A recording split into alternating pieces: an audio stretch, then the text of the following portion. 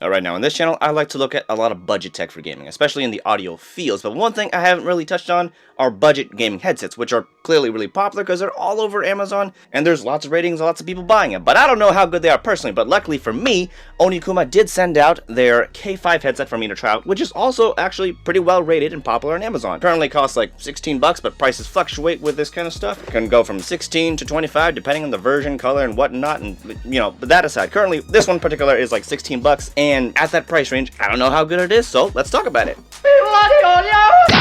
Alright, now Onikuma did send this out to me for review, but this won't affect my review in any way, shape, or form. Everything you're gonna hear here about this product will be my own personal opinion. That being said, let's get started. Now let's try to speed through this. This is the Onikuma K5 headset, where you're gonna get the K5 headset itself with a built-in cable, which has all the controls built upon it. You're also gonna get a headphone and mic splitter, and all the paperwork. Up close, the headset is mostly made of plastic with a very gamery vibe, with all the hard, edgy lines all over it, and the blue parts here will light up. The headband up top is big and wide, and feels pretty durable, but only time will tell. The size adjusters do have metal inside to keep them nice and durable, so that's always nice to see. Now, as for the microphone, it can flip down when in use and has a little bit of flexibility at the end for positioning it closer to your mouth. As for the cable, it is thick and braided, and it has inline controls with a headset volume wheel and a microphone mute switch. The end of the cable splits into a USB jack for the LEDs and a 4-pole audio jack for the headset and microphone audio, which you can plug into the splitter in case your device has a separate audio and mic port. And while I'm at it, this is how the headset sounds, and honestly, I'm actually quite surprised. For a really cheap headset like this, the sound of it isn't bad at all. I mean,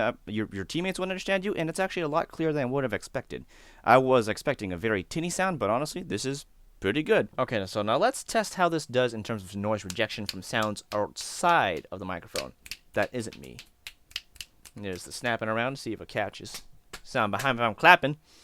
Now let's get into typing and clicking. So this is a click of my mouse while I'm talking right now. And what about typing? Now, what if I'm talking while typing? Will it pick it up?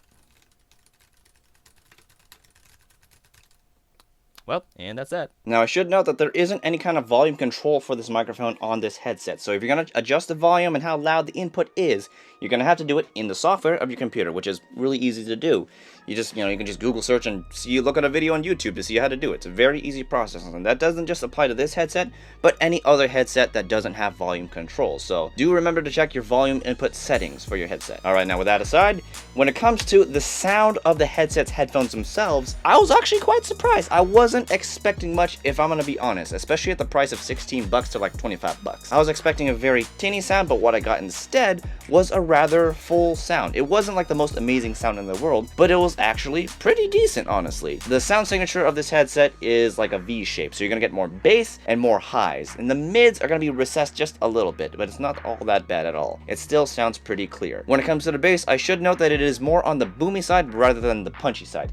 So more boomy explosion of rumbliness versus like a very punchy hit when the bass hits. Just so you know. Soundstage and imaging on the K5s is just okay. It's not like you're getting a really big soundstage. The soundstage was on the smaller side, but it still gave you enough space to work with to give you a good idea of spacing and like depth from your sides, your corners, your front, as well as above you. And that's always nice to have for like a gaming headset. Where it didn't give you a lot of depth was behind you. So the soundstage was smaller from the behind section of your head. So that's kind of unfortunate. That also then plays into imaging. The imaging was generally accurate. You knew where things were generally happening. If shots were happening in your left, right corner, above, you knew where they were. But if they were happening behind you, due to the small soundstage behind your head, things didn't necessarily feel like they were further or closer. You just had to know that they were further or closer depending on how loud it was. If it was further away behind you, it was quieter.